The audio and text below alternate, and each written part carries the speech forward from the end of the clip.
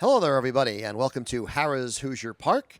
Michael Chamberlain and Jacob Reinheimer here in the Dan Patch studio with another Road to the Derby Challenge race. And Jacob, this week we are going back to Tampa, where we have already been once this season, with the Grade 3 Lambholm South Tampa Bay Derby.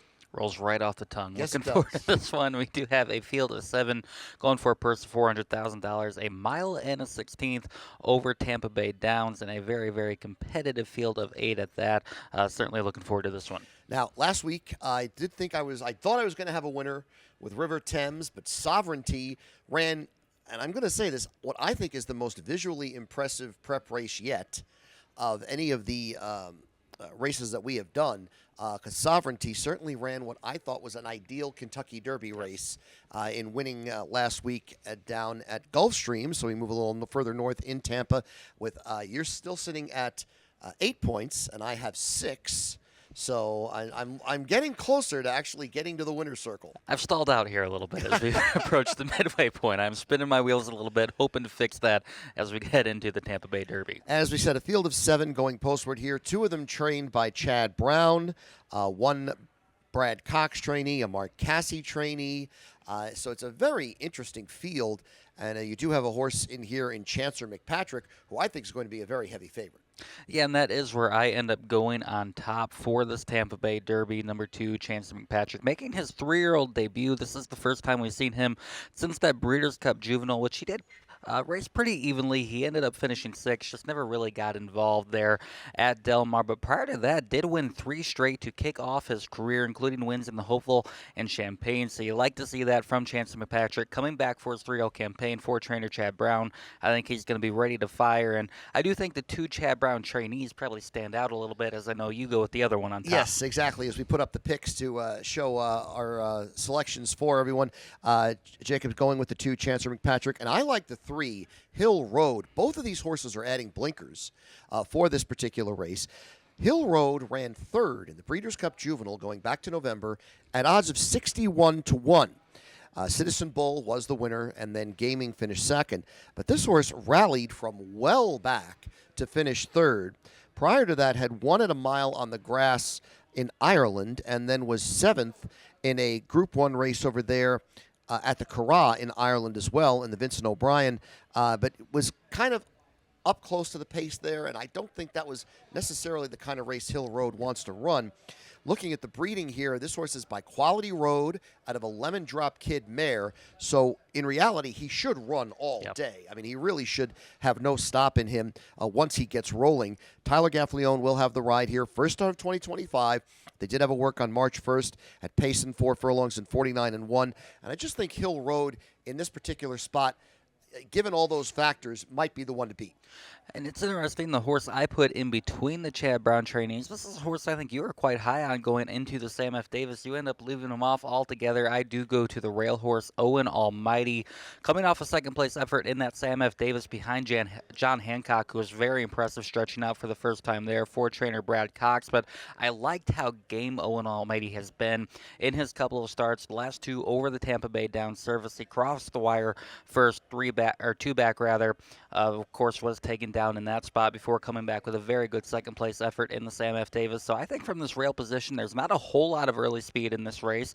I think he could get control of this thing early and still hang on late for a nice piece. Now, I did leave Owen Almighty off. The 3rd pick I went with is the 4-horse Brodeur. For those of you who are hockey fans, the former goalie of the New Jersey Devils that won multiple Stanley Cups in New Jersey. But I will say, if this horse goes out on the lead and is all by himself, that could be the end of the game, because I don't see much else here speed-wise other than Owen Almighty. Most of these other horses are going to be come from off the pace runners, and I just think if this Mark Cassie horse can get out there, this horse could just steal this race on the front end. Did that in both previous victories at Oaklawn. Did it on a muddy track and then a wet fast track. So we'll see what kind of track we get on Saturday at Tampa. But I do think the 4 Brodeur if anyone's going to go gate to wire, this is the one. And for that reason, I put Brodeur fourth on my ticket. I had Hill Road third. The one horse that we don't agree on, that's the far outside. We talked about Brad Cox. He has been lethal over the course of this road to the Derby, and he's got another one here in Patch Adams, coming off a fourth-place effort in the Southwest, but he's going to try his hand at Tampa Bay Downs in the Tampa Bay Derby, and you cannot leave Brad Cox off right now. Well, and again, this horse has been a less than even money favorite in all 3 previous starts. A bullet work, 5 furlongs at Payson on March 1st, 101 and 2. Florent Giroux riding. The breeding here by Into Mischief out of a Distorted Humor mare. So again, the distance should not be a problem for this 3-year-old colt. And I do think coming off that not the best effort, where he just kind of didn't bring his A game at Oaklawn on the 25th of January. I think this horse does have a rebound here. Again, just putting this one forth because I do like the 2 Chad Brown horses, and Brodeur, again, with that front-running style, could just be the one to steal it. But I did have to include this horse, Patch Adams, the 7, in my top 4 for the Tampa Bay Derby. And I think that's what makes this kind of a compelling race. Both the Chad Brown trainees making their first start since that Breeders' Cup Juvenile last November, and then you have horses like Patch Adams coming from the Southwest, Owen Almighty coming from the Sam F. Davis, then horses like Brodeur taking that step up. Just a really nice mix for a number of different directions you can go in the Tampa Bay Derby. And for a field of 7, this is a really good race. I mean, because as you said, there's a lot of different things that we think could happen here, a lot of different ways to go, and we both ended up on Chad Brown, so we'll see if that will pay off for us come Saturday with the Grade 3 Tampa Bay Derby.